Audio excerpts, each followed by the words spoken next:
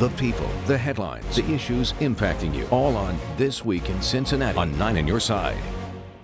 Welcome back, everyone. Covington is working really hard to bring jobs and businesses to the city. It has had great success bringing new apartments, stores, offices, apartments, hotel to the city. And part of that is shaping an image as an urban community with a little edge that a lot of millennials, I should say, find very attractive. Tom West is in the middle of that effort to fuel Covington's economy. He's the city's director of economic development. We thank you for being with us today.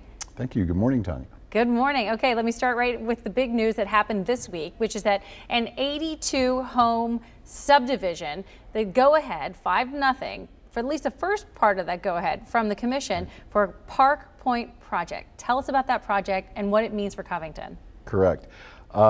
Many people may remember the Gateway Community College site, the old vocational school at the top of the hill off of Amsterdam Road and Pike Street. Once that closed, that property became available. A developer from Ohio ended up purchasing the property, and he has plans to develop some very high-end housing, single-family housing in Covington. And as someone who's been looking for a single-family home for about 7 months since I moved back, I can tell you we have a need for it. And our commission approved the stage 1 plan for that development. They have to go through additional stages with a couple of conditions. And we're working with our neighbor Park Hills because the development actually straddles the two cities. And that's one of the things that we find a lot in northern Kentucky with so many small communities.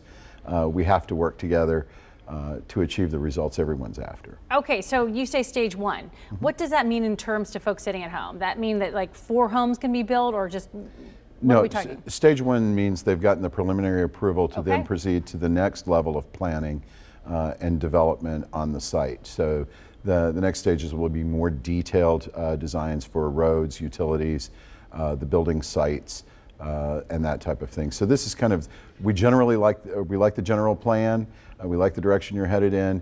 Now we need more details to move forward. So assuming it all goes well, we get through all the stages and they're going to build, what does that kind of a development mean to Covington? Well, it's part of a complement of housing efforts that are underway.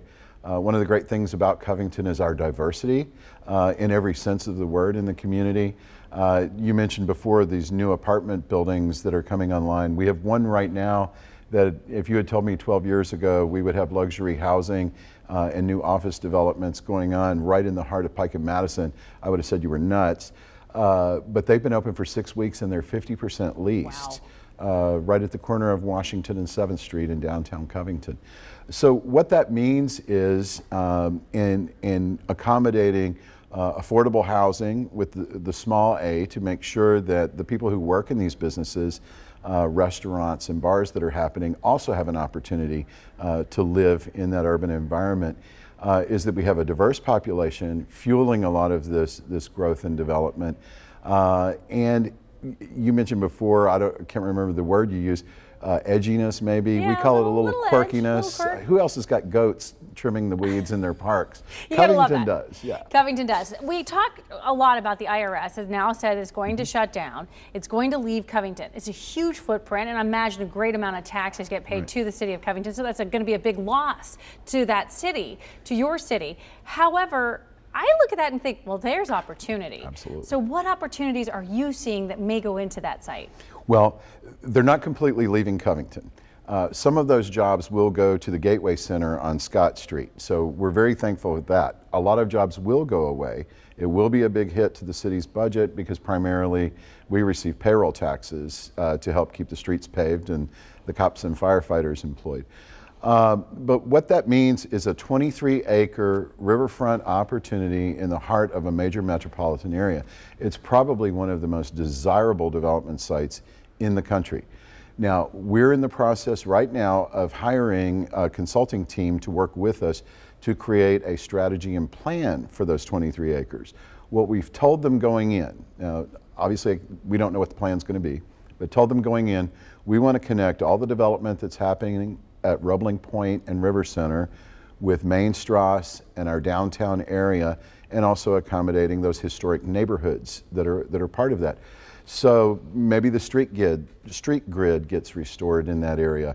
It's probably going to be more mixed use development, but we need to replace those jobs we're going to be losing and hopefully adding a lot more to the mix. It's going to be a long process though. This is not something that will happen next year.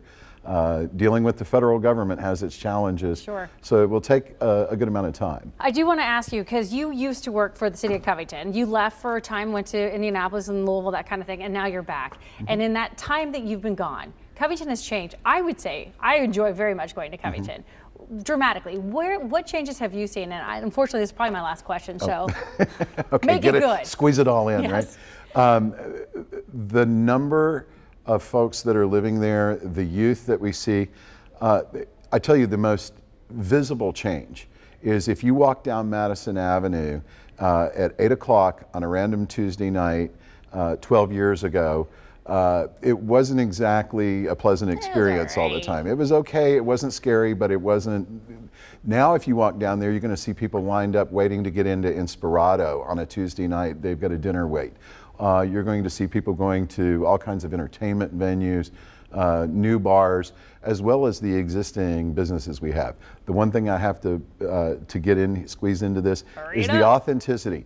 We still have the Anchor Grill. We still have the Old Town Tavern. I don't want to lose those icons. That's part of our quirkiness that we love. Absolutely. And I got to tell you, one of my favorite places, if you haven't been, just go and look at it, is the Hotel Covington. Absolutely. Gorgeous. What a game changer for the city. Absolutely. Tom West, looking forward to continuing this conversation with you through the years. Absolutely. Stay with us. All right. A tree march